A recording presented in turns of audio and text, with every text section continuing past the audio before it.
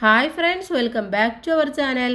6ാം ക്ലാസ്സിലെ എല്ലാ കൂട്ടുകാർക്കും പുതിയൊരു വീഡിയോയിലേക്ക് സ്വാഗതം. 6ാം ക്ലാസ്സിലെ സോഷ്യൽ സയൻസിലെ 12ാമത്തെ പാഠഭാഗം, നമ്മുടെ അവസാനത്തെ പാഠഭാഗമായ ജപ്പാൻ ചരിത്രവും വർത്തമാനവും എന്ന് പറയുന്ന ഈ ഒരു പാഠഭാഗവും ഇതിലെ പ്രവർത്തനങ്ങളുമാണ് ഇന്ന് നമ്മൾ നോക്കാൻ വേണ്ടി പോകുന്നത്. ഇതുവരെയുള്ള ബാക്കി എല്ലാ പാഠഭാഗങ്ങളും ബാക്കി എല്ലാ സബ്ജക്റ്റുകളും നമ്മൾ അപ്ലോഡ് ചെയ്തിട്ടുണ്ട്. ആവശ്യമായിട്ടുള്ള കൂട്ടുകാർ പോയിട്ട് കാണാൻ സപ്പോർട്ട് ചെയ്യുക. ഓക്കെ, നമുക്ക് നേരെ പാഠഭാഗത്തിലേക്ക് കടക്കാം. 12ാമത്തെ പാഠഭാഗമാണ് നമ്മൾ പറഞ്ഞു. ജപ്പാനെ കുറിച്ചിട്ടാണ്, അതിൻ്റെ ചരിത്രവും വർത്തമാനവുമാണ് നമ്മൾ പഠിക്കാൻ പോകുന്ന വിഷയം. 1945 ഓഗസ്റ്റ് 6 സഡാക്കോ സസാക്കിക്ക് വയസ്സ് 2. ഹിരോഷിമയിൽ നിന്ന് 2 കിലോമീറ്റർ അകലെയായിരുന്നു സസാക്കി താമസിച്ചിരുന്നത്. ആകാശത്തിലൂടെ വിമാനങ്ങൾ പറന്നു നടക്കുന്ന കാഴ്ച കൗതുകത്തോടെ സസാക്കി നോക്കി നിന്നു. പക്ഷേ ആ കൗതുകം അല്പസമയത്തിനുള്ളിൽ ഇല്ലാതെയായി. വിമാനത്തിൽ നിന്നും വർഷിച്ച ബോംബിന്റെ തീജ്വാലകൾ ലക്ഷക്കണക്കിന് മനുഷ്യരുടെ ജീവൻ അപഹരിച്ചു. അല്പം അകലെയായിരുന്ന സസാക്കിയോട് ആ തീജ്വാലകൾ കരുണ കാണിച്ചു. കാലം കടന്നുപോയി. അണുബോംബിൽ നിന്ന് പ്രസരിച്ച അണുവികിരങ്ങൾ ചുറ്റുമുള്ളവരെ കൊന്നൊടുക്കിക്കൊണ്ടേയിരുന്നു. സസാക്കിയോടും സഡാക്കോ സസാക്കിയോടും കാലം കരുണ കാണിച്ചില്ല. രക്താർബുദത്തിന്റെ രൂപത്തിൽ സസാക്കിയെയും അണുവികിരണങ്ങൾ ആക്രമിച്ചു. ആശുപത്രി കിടക്കയിലും സസാക്കി ആശ കൈവിടിഞ്ഞില്ല. ആശുപത്രിയിൽ തന്റെ സുഹൃത്ത് ടിസുക്കോ ഹമാമോട്ടോ വരാറുണ്ടായിരുന്നു. ഒരു ദിവസം ഹമാമോട്ടോ കടലാസുകൊണ്ട് കൊക്കിനെ ഉണ്ടാക്കാൻ സസാക്കിയെ പഠിപ്പിച്ചു. ജപ്പാൻകാർക്ക് ഒരു വിശ്വാസമുണ്ടായിരുന്നു. 1000 കൊക്കുകൾ ഉണ്ടാക്കിയാൽ അവർ ആഗ്രഹിക്കുന്ന കാര്യം സാധിക്കുമെന്ന്. അത് സസാക്കിയെ ആവേശം കൊള്ളിച്ചു. 1000 കൊക്കുകൾ ഉണ്ടാക്കും, താൻ രോഗമുക്തയാകും എന്ന് അവൾ വിശ്വസിച്ചു. കടലാസ് കിട്ടാൻ അന്നത്ര എളുപ്പമായിരുന്നില്ല. മരുന്ന് പൊതിഞ്ഞിരുന്ന കടലാസുകൾക്കായി അവൾ അടുത്ത മുറികൾ കയറിയിറങ്ങി. സ്കൂളിൽ നിന്നും കൂട്ടുകാർ കടലാസുകൾ എത്തിച്ചു കൊടുത്തു. എന്നാൽ വിധി മറ്റൊന്നായിരുന്നു. 1000 കൊക്കുകൾ എന്ന പ്രതീക്ഷ പൂർത്തിയാക്കാൻ രോഗം സസാക്കിയെ അനുവദിച്ചില്ല. 644 കൊക്കുകൾ മാത്രം പൂർത്തിയാക്കി 1955 ഒക്ടോബർ 25 സസാക്കി ഈ ലോകത്തോട് വിട പറഞ്ഞു.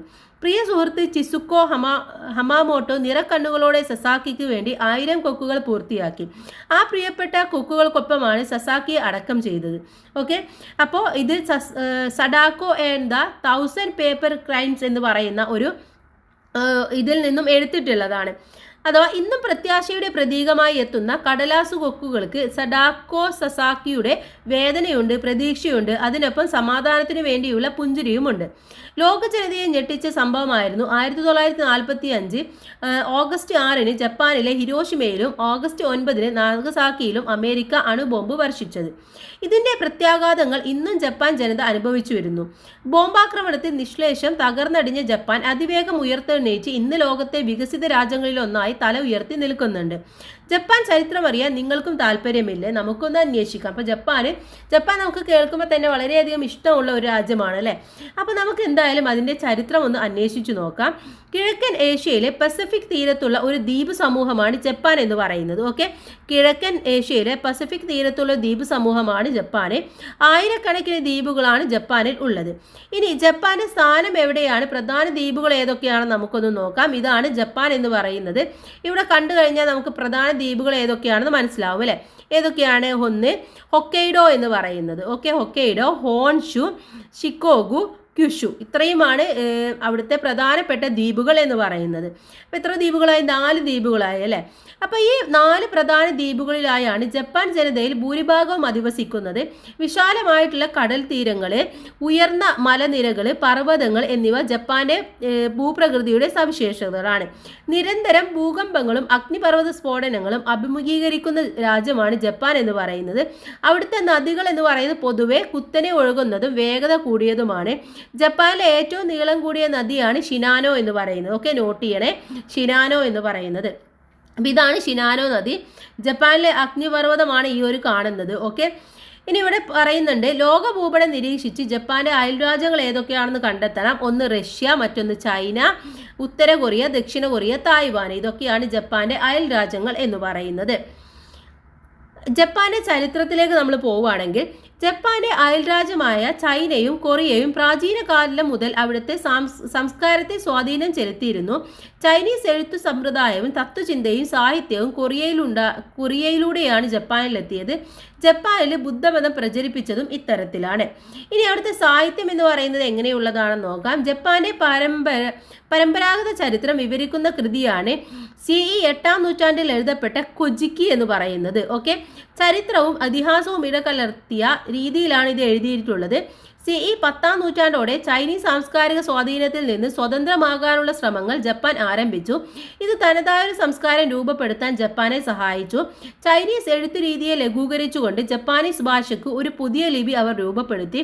കഥകളും കവിതകളുമായി നിരവധി സാഹിത്യകൃതികൾ ജപ്പാനീസ് ഭാഷയിൽ എഴുതപ്പെട്ടു.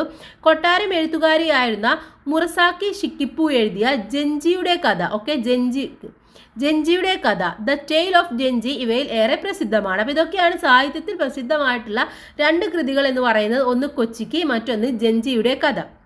ഇനി എന്താണ് ഷിൻഡോയിസം എന്നുള്ളത് നോക്കാം. ജപ്പാനിലെ പരമ്പരാഗത മതവിശ്വാസമാണ് ഷിൻഡോയിസം എന്ന് പറയുന്നത്. ദൈവത്തിൻ്റെ പാത എന്നാണ് ഷിൻഡോ എന്ന വാക്കിൻ്റെ അർത്ഥം. ഓക്കെ, ദൈവത്തിൻ്റെ പാത എന്നാണ് ഷിൻഡോ എന്ന വാക്കിൻ്റെ അർത്ഥം. ആരാധനാമൂർത്തികളെ പൊതുവെ കാമി എന്നാണ് വിളിച്ചിരുന്നത്. സൂര്യദേവതയായ അമ്മത്തെരേസു ആയിരുന്നു ഇതിലെ പ്രധാനം. സൂര്യദേവതയുടെ പിൻഗാമിയാണ് ചക്രവർത്തിമാരെ കരുതി പോന്നിരുന്നത്. ഷിൻഡോയിസത്തിൻ്റെ തലവന്മാരായിരുന്നു ഈ ചക്രവർത്തിമാർ എന്ന് പറയുന്നത്. ഓക്കെ, ഇതാണ് ഷിൻഡോ ആരാധനാലയം എന്ന് പറയുന്നത്. ഇനി അവിടുത്തെ ഭക്ഷണം എന്ന് പറയുന്നത് നിങ്ങളൊക്കെ കേട്ടിട്ടുണ്ടാവില്ല, എന്താണ്? സുഷിയാണ് അല്ലേ. പ്രാചീന കാലം മുതൽ അരിയായിരുന്നു ജപ്പാൻകാരുടെ പ്രധാന ഭക്ഷണം. വേവിച്ച് കഴിച്ചിരുന്ന ഈ ഭക്ഷണത്തെ കൊഹൻ എന്നാണ് വിളിച്ചിരുന്നത്. ചെറുധാന്യങ്ങളും അവർ ഉപയോഗിച്ചിരുന്നു. ഓക്കെ, പോഷകാഹാരം എന്ന നിലക്ക് മത്സ്യം ഭക്ഷണത്തിന്റെ ഭാഗമായിരുന്നു. അസംസ്കൃത മത്സ്യവിഭവമായ സുഷി ഇന്ന് ലോകമെമ്പാടും അറിയപ്പെടുന്ന ജപ്പാനീസ് വിഭവമാണ്. ചൈനീസ് സ്വാധീനത്തിന്റെ ഫലമായി നൂഡിൽസും അവരുടെ ഭക്ഷണത്തിന്റെ ഭാഗമായി. ഓക്കെ, അപ്പോൾ പ്രധാനമായിട്ടും ഈ ഒരു കൊഹൻ, ചെറുധാന്യങ്ങൾ, സുഷി ഇതൊക്കെയാണ് അവർ കഴിച്ചിരുന്നത്. ഇനി അവിടുത്തെ വസ്ത്രം എങ്ങനെയുള്ളതാണെന്ന് പറയുന്നുണ്ട്.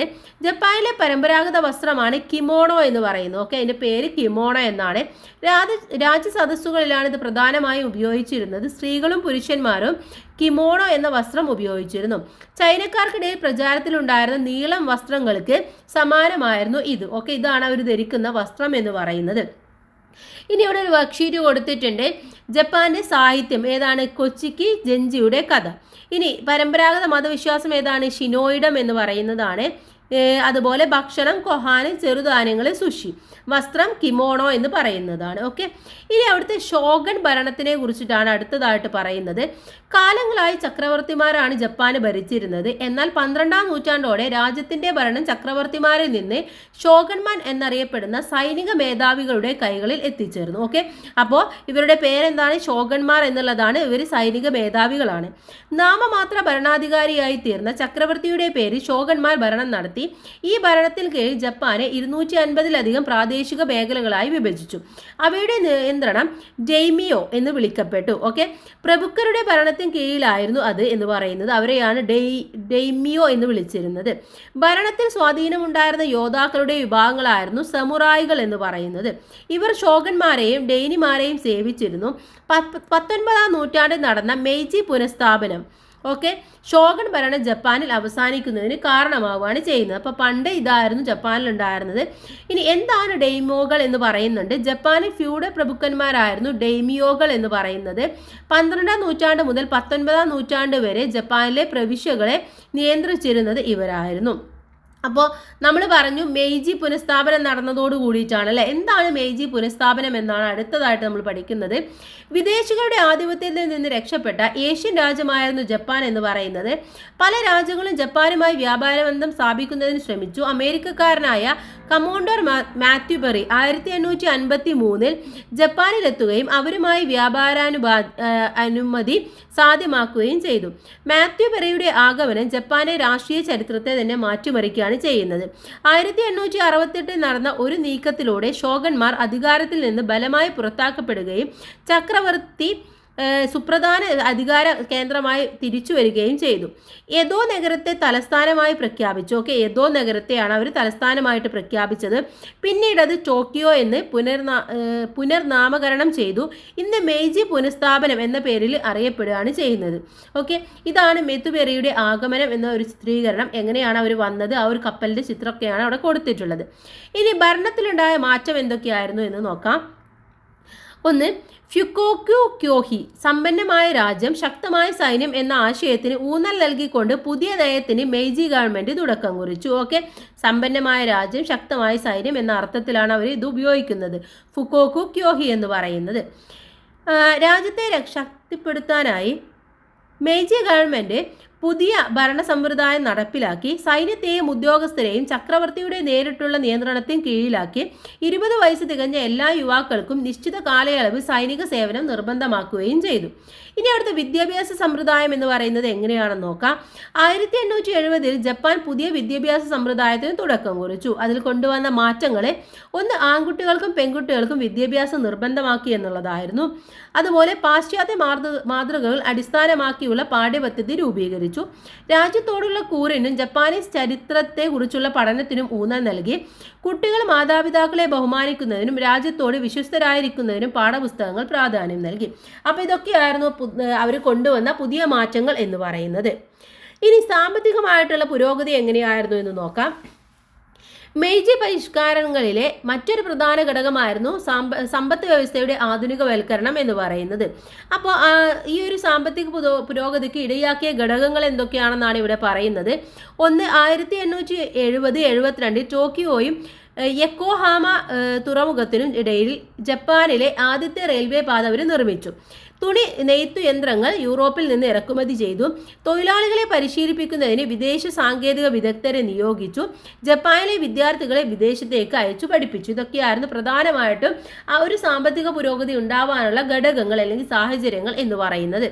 ആധുനികവൽക്കരണത്തിന്റെ ഭാഗമായി നിരവധി വ്യവസായങ്ങൾ ജപ്പാനിൽ ആരംഭിച്ചു. 5 പേരിൽ താഴെ മാത്രം പണിയെടുത്തിരുന്ന ചെറു തൊഴിൽശാലകൾ മുതൽ നൂറുകണക്കിന് തൊഴിലാളികളെ പണിയെടുപ്പിച്ചിരുന്ന വൻ വ്യവസായശാലകൾ വരെ ജപ്പാനിൽ സ്ഥാപിക്കപ്പെട്ടു. അങ്ങനെ ഒരു ആധുനിക ദേശരാഷ്ട്രം രൂപീകരിക്കുന്നത് ജപ്പാനെ വിജയിക്കുകയാണ് ചെയ്യുന്നത്. ഇനി മെയ്ജി പുനഃസ്ഥാപനം മുതൽ സാമ്പത്തിക ശക്തിയായി വളർത്തുന്നത് വരെയുള്ള ജപ്പാന്റെ പുരോഗതി സൂചിപ്പിക്കുന്ന വിവരങ്ങൾ ശേഖരിക്കുക. ഈ വിവരങ്ങൾ ഉൾപ്പെടുത്തി ഒരു ചുമർ പത്രിക തയ്യാറാക്കാൻ വേണ്ടി പറയുന്നുണ്ട്. അപ്പോൾ നിങ്ങൾക്ക് ഇതൊക്കെ അതിൽ എഴുതാൻ, സാമ്പത്തികമായിട്ടുള്ള പുരോഗതി എന്തൊക്കെയായിരുന്നു, വിദ്യാഭ്യാസത്തിൽ വന്ന മാറ്റങ്ങൾ എന്തൊക്കെയാണ്, അതൊക്കെ നിങ്ങൾക്ക് ആ ഒരു പത്രത്തിൽ എഴുതാൻ വേണ്ടി പറ്റും. ഓക്കെ, ഇനി ജപ്പാന്റെ സാമ്രാജ്യ രൂപീകരണ ശ്രമങ്ങൾ എന്തൊക്കെയാണെന്നാണ് അടുത്തതായിട്ട് നമ്മൾ നോക്കുന്നത്. മെയ്ജി പുനഃസ്ഥാപനത്തോടെ രാഷ്ട്രീയ കേന്ദ്രീകൃതമായ ദേശീയത ജപ്പാനിൽ ഉയർന്നു വന്നു. തങ്ങളുടെ സാമ്രാജ്യം ചൈനയിലേക്കും മറ്റു ഏഷ്യൻ പ്രദേശങ്ങളിലേക്കും വ്യാപിക്കാൻ വേണ്ടി ജപ്പാൻ യുദ്ധങ്ങളിൽ ഏർപ്പെട്ടു. അയൽ രാജ്യമായ തായ്വാനെയും കൊറിയയെയും പിടിച്ചടക്കിക്കൊണ്ട് ഒരു കൊളോണിയൽ സാമ്രാജ്യം സ്ഥാപിച്ചു. തങ്ങളുടെ സംസ്കാരത്തിൻ്റെയും ആദർശങ്ങളുടെയും ഉറവിടമായ ചൈനയെയും യൂറോപ്യൻ ശക്തിയായ റഷ്യയെയും ചെറുരാജ്യമായ ജപ്പാൻ പരാജയപ്പെടുത്തുകയാണ് ചെയ്യുന്നത്. ഓക്കെ, സാമ്രാജ്യ രൂപീകരണത്തിനായുള്ള അവരുടെ തുടർന്നുള്ള ശ്രമങ്ങളെ കൂടുതൽ യുദ്ധങ്ങളിലേക്ക് നയിച്ചു. രണ്ടാം ലോക യുദ്ധകാലത്ത് ജപ്പാൻ അമേരിക്കയുടെ പേൾ ഹാർബർ ആക്രമിച്ചു. ഓക്കെ, പേൾ ഹാർബർ, ഇത് പേരൊക്കെ നിങ്ങൾ നോട്ട് ചെയ്ത് വെക്കുക. അമേരിക്ക ജപ്പാനിലെ ഹിരോഷിമയിലും നാഗസാക്കിയിലും അണുബോംബുകൾ വർഷിക്കുന്നതിന് ഇതിന് കാരണമാവുകയാണ് ചെയ്യുന്നത്. അണുബോംബിന്റെ പ്രയോഗം ജപ്പാനിൽ അതിഭീകരമായ നാശനഷ്ടങ്ങളും കഷ്ടപ്പാടുകളും സൃഷ്ടിച്ചു. യുദ്ധാനന്തരം അമേരിക്കൻ അധിനിവേശത്തോടെ ജപ്പാന്റെ സൈന്യത്തെ പിരിച്ചുവിടുകയും ഒരു പുതിയ ഭരണഘടന നിലവിൽ വരികയും ചെയ്യുകയാണ് ചെയ്യുന്നത്. ഓക്കെ, അപ്പോൾ ഇതാണ് അണുബോംബ് വർഷണം. അണുബോംബ് വർഷിക്കപ്പെട്ടതിന് ശേഷമുള്ള ഹിരോഷിമയുടെ ചിത്രമാണിത്. ഫുള്ള് ആകെ തകർന്നടിഞ്ഞ അവസ്ഥയിലായിരുന്നു ഉണ്ടായിരുന്നത്. ഇനി ലോകയുദ്ധങ്ങളെക്കുറിച്ച് പറയുന്നുണ്ട്. 20-ാം നൂറ്റാണ്ടിൽ മനുഷ്യ ചരിത്രത്തിൽ വലിയ ഭീകരതയും മാറ്റങ്ങളും ഉണ്ടാക്കിയ 2 യുദ്ധങ്ങളായിരുന്നു. ഒന്ന് ഒന്നാം ലോക മഹായുദ്ധം, മറ്റൊന്ന് രണ്ടാം ലോക മഹായുദ്ധം. രണ്ടാം ലോക യുദ്ധത്തിലാണ് അണുബോംബ് ആദ്യമായിട്ട് ഉപയോഗിച്ചിട്ടുള്ളത്. ഇനി സാമ്രാജ്യ രൂപീകരണത്തിനായി ജപ്പാൻ നടത്തിയ ശ്രമങ്ങൾ പട്ടികപ്പെടുത്താനാണ് പറയുന്നത്. നമ്മൾ പറഞ്ഞ എല്ലാ കാര്യങ്ങളും നിങ്ങൾക്ക് ഇവിടെ എഴുതാൻ വേണ്ടി പറ്റും. ഇനി രണ്ടാം ലോക യുദ്ധത്തിൽ തകർന്നു വീണ ജപ്പാൻ അതിവേഗത്തിൽ പുരോഗതിയുടെ പാതയിലേക്ക് തിരിച്ചു വന്നു. ഈ പുനർനിർമ്മാണം യുദ്ധാനന്തര വിസ്മയം എന്ന പേരിൽ വിശേഷിപ്പിക്കപ്പെട്ടു. ഓക്കെ, യുദ്ധാനന്തര വിസ്മയം. തലസ്ഥാനമായ ടോക്കിയോയിൽ 1964 ഒളിമ്പിക്സ് സംഘടിപ്പിച്ചത് ജപ്പാന്റെ മടങ്ങിവരവിന്റെ പ്രഖ്യാപനമായിരുന്നു. വ്യവസായ മേഖലയും വാണിജ്യ മേഖലയും അതിവേഗം വളർന്നു. ഒരേ കാലയളവിൽ തുടക്കം കുറിച്ച മണിക്കൂറിൽ 200 മൈൽ വേഗത്തിൽ വരെ ഓടുന്ന ബുള്ളറ്റ് ട്രെയിൻ ശൃംഖല ജപ്പാന്റെ സാങ്കേതിക വൈദഗ്ധ്യത്തിന് തെളിവായിരുന്നു. 1970കളോടെ ജപ്പാൻ ലോകത്തെ ഒരു പ്രധാന സാമ്പത്തിക ശക്തിയായി ഉയർന്നു വന്നു. രാഷ്ട്രീയവും സാങ്കേതികവുമായ കഴിവുകൾ പ്രയോജനപ്പെടുത്തി എങ്ങനെ ലോക സാമ്പത്തിക ശക്തികളിൽ ഒന്നായി മാറാമെന്നതിൻ്റെ നേർക്കാഴ്ചയാണ് ജപ്പാൻ എന്ന് പറയുന്നത്. കാരണം അത്രയും തകർന്നടിഞ്ഞ അവസ്ഥയിലായിരുന്നു. അവിടെ നിന്നും ഇന്ന് കാണുന്ന ഒരു വികസിത രാജ്യത്തിലേക്ക് അവർ ഉയർന്നു വന്നത് വളരെ പെട്ടെന്നായിരുന്നു അല്ലേ. അപ്പോൾ അതിൽ നിന്നും അവരുടെ ആ ഒരു രാഷ്ട്രീയവും സാങ്കേതികവുമായിട്ടുള്ള കഴിവുകൾ എത്രത്തോളം ഉണ്ടെന്ന് നമുക്ക് മനസ്സിലാക്കാൻ വേണ്ടി സാധിക്കുന്നതാണ്. ഇതാണ് ജപ്പാൻ നഗരം എന്ന് പറയുന്നത്. ഓക്കെ, അപ്പോൾ ഇത്രയുമാണ് നമ്മുടെ പാഠഭാഗം എന്ന് പറയുന്നത്. കുഞ്ഞു പാഠഭാഗമാണ്. ജപ്പാൻ എന്ന് പറയുന്ന ആ ഒരു രാജ്യം നമുക്ക് വളരെയധികം ഇഷ്ടമുള്ള ഒന്നാണ്. അപ്പോൾ അതിൻ്റെ ചരിത്രം എങ്ങനെയാണ്, അത് ഇന്ന് കാണുന്ന ആ ഒരു ജപ്പാനിലേക്ക് മാറിയത് എങ്ങനെയാണ് എന്നുള്ളതൊക്കെ വളരെ വ്യക്തമായ ഒരു പാഠഭാഗത്തിൽ പറയുന്നുണ്ട്. ഓക്കെ, ഇനി എന്താണ് തുടർ പ്രവർത്തനങ്ങളാണ്, അതൊക്കെ നിങ്ങൾ വായിച്ച് മനസ്സിലാക്കി ചെയ്യാം.